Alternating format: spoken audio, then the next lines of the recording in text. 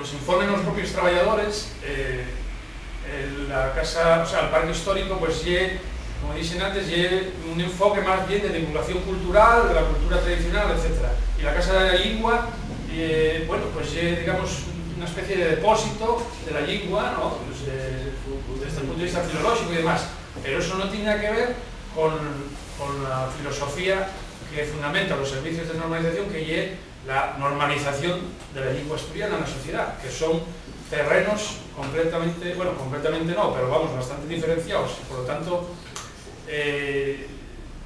no sé si hay una intención interesada en ir modificando o alterando estos objetivos, ¿no? Para que luego se desdibuje el asunto de la lengua, de la normalización.